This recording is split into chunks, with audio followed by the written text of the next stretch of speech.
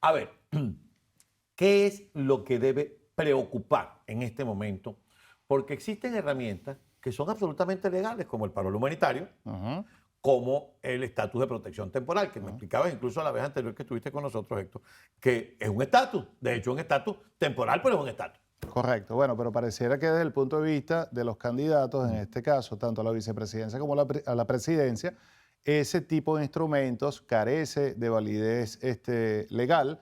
De hecho, han calificado y han establecido con ocasión a todas las personas que están haciendo vida hoy en día en Colorado, bien, de manera decente, indecente, ponle el nombre que tú quieras, pero han establecido que ellos consideran que todos ellos que gozan de estatus de protección temporal son ilegales porque el programa es ilegal. Es decir, hay un desconocimiento de lo que establece la ley de migración y lo que ha establecido la misma Corte Suprema de Justicia, donde señala que las políticas migratorias que emanan, y esto es importante, de la aplicación directa de la ley de inmigración, son facultad del Ejecutivo Federal, ¿ok? Del gobierno federal. Así es. Entonces, cuando tú ves que hay un desconocimiento en este contexto de lo que son este tipo de facultades y de la implementación de este tipo de programas, te guste o no te guste la manera como se está implementando, pues indudablemente ya ahí hay un mensaje claro de que todas estas personas van a estar en procesos bastante complejos por el desconocimiento de la validez o no de ese estatus para que puedan después pasar a otro tipo de trámite migratorio. Ahora bien, pasa lo siguiente. Yo recuerdo haber llegado a este país en el año 2007. Ujú. En el año 2008 fueron las elecciones y el que ganó las elecciones, el presidente Barack Obama, en ese momento, hablaba del tema migratorio. Y el tema migratorio era tema de campaña y vamos a aprobar una reforma migratoria. Cuando llegó a la presidencia, vino el tema de los Dreamers, del DACA, etcétera, Ujú. etcétera, pero también lo llamaban el deportador en jefe. Pasaron 4 años, repitió Barack Obama y volvió a hacer el tema migratorio. ¿Qué quiero significar con todo esto?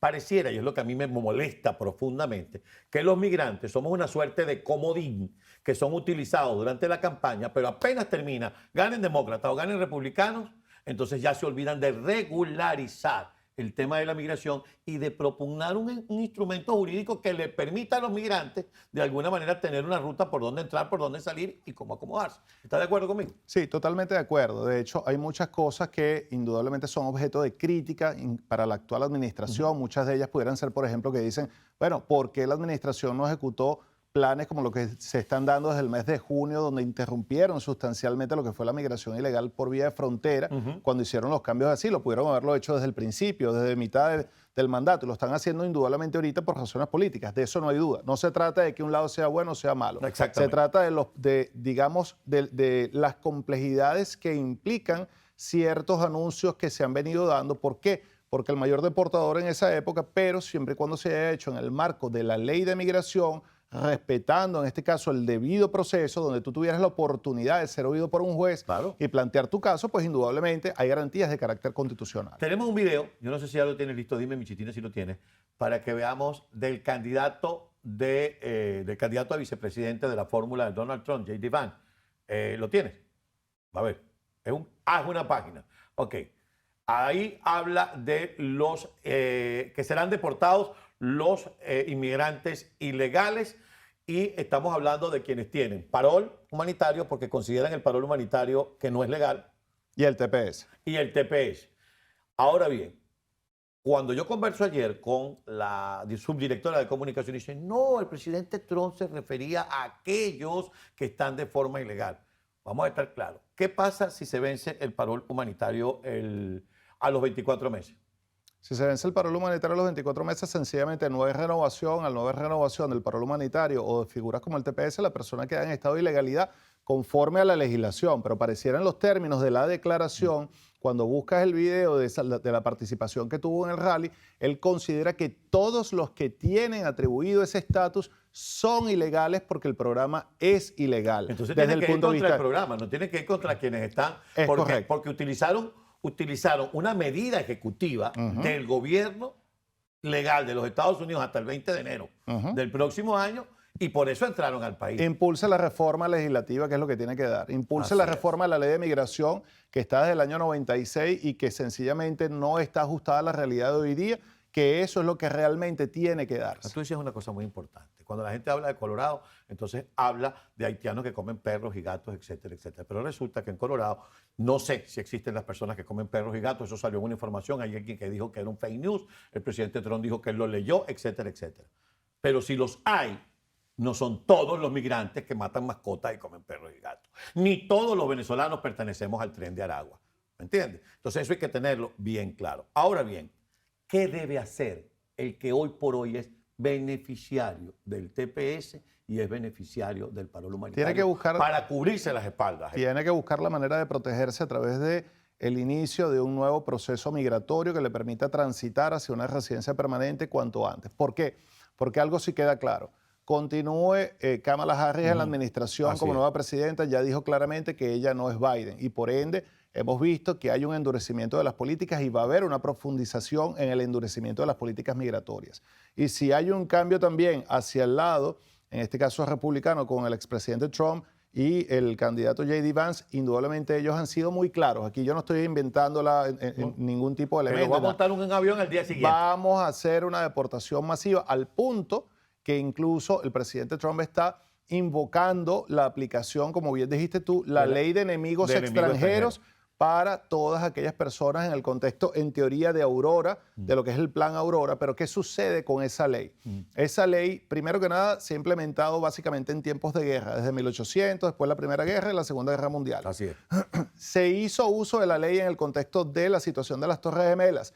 ¿Qué pasó? Obviamente hubo detención de personas indeseables, pero también hubo una cantidad de violaciones de derechos humanos, gente detenida, enviada a Guantánamo, gente que no tenía nada que ver con el asunto porque hubo un profiling nada más por un tema de origen y después terminaron dando disculpas. Para decirlo en palabras llanas, todo el que era musulmán era sospechoso. Era sospechoso y ese tampoco es el esquema. Así como les pasó a ellos, indudablemente nos puede pasar a nosotros. ¿Por qué? Porque la aplicación de esa ley presupone que tú consideres a los nacionales de un determinado país enemigos. Eso es segregación. Eso es segregación. Ahora bien, nos está pasando, abogado, lo del círculo de tiza caucasiano. Para quienes no lo conocen, son las dos mujeres peleándose por el niño. Es mío, es mío, es mío.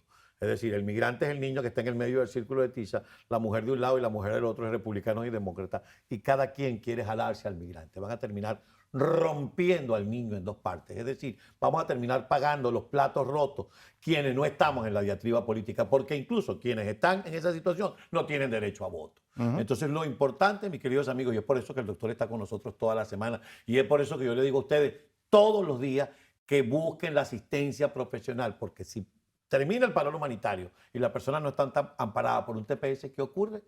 Bueno, indudablemente les pueden emitir una notificación de comparecencia corta, lo que llaman un NTA, y ser puestos en la jurisdicción de una corte de migración para que ahora tengan que defenderse de una orden de deportación. Entonces, ahora, te interrumpo rápidamente porque nos quedan menos de 2 minutos. Si, por ejemplo, en el escenario de un triunfo de Donald Trump da una orden de deportación masiva, no existe la posibilidad, como ha pasado en otras instancias, que venga un grupo, no sé, de demócratas o de ciudadanos y vayan hasta la Corte Suprema de Justicia y de alguna manera utilicen un mecanismo parecido a un recurso de amparo para que pare indudablemente lo pueden hacer, pero quién sabe cuánto tiempo puede durar para que puedan detenerlo. Ejemplo, título 42. Título 42 no estaba destinado a tener un uso de carácter migratorio. Es una medida sanitaria que se le dio un uso migratorio. Lo utilizaron durante toda la administración Trump y lo continuó utilizando la misma administración Biden. ¿Alguien lo detuvo? No, para nada. Para nada. La ley de Santis, la 1768, 1758, al sol de hoy, después de más de año y medio de implementación, ¿alguien la ha detenido? Hasta ahora no. Y fíjate, por ejemplo, en el caso de la ley de Santis, dice que tú no puedes poner una propiedad cerca de una instalación militar si eres extranjero y resulta que aquí en el Doral todos estamos frente al Comando Sur. Entonces, ¿qué tenemos que hacer? La gente que tiene propiedad en el Doral tiene que venderla, tiene que irse de aquí y solamente vendérsela a los americanos. Yo creo que es un tema complicado que tenemos que seguir conversando y lo más importante, mi querido amigo, usted que está en esta situación, busque ayuda profesional, porque no podemos estar nosotros como migrantes en medio de una diatriba política. Lamentablemente se nos terminó el tiempo. Lamentablemente, de verdad que pero sí. vamos a seguir conversando sobre esto. Ahí tienen ustedes los números de Venme Legal. Pero como se darán cuenta, el doctor Benítez no solamente se preocupa por ejercer su profesión y por asistirle desde el punto de vista jurídico, sino también lo que significan las políticas migratorias del país, porque eso significa que pone en riesgo a quienes han venido a trabajar y a vivir decentemente en Venezuela. Sin lugar a dudas. Desde Venezuela y desde otros países. Muchísimas gracias, mi querido. Gracias a ustedes. Amigos, hacemos pausa. Enseguida estamos de vuelta con ustedes. Este programa de hoy no parece viernes. Parece lunes.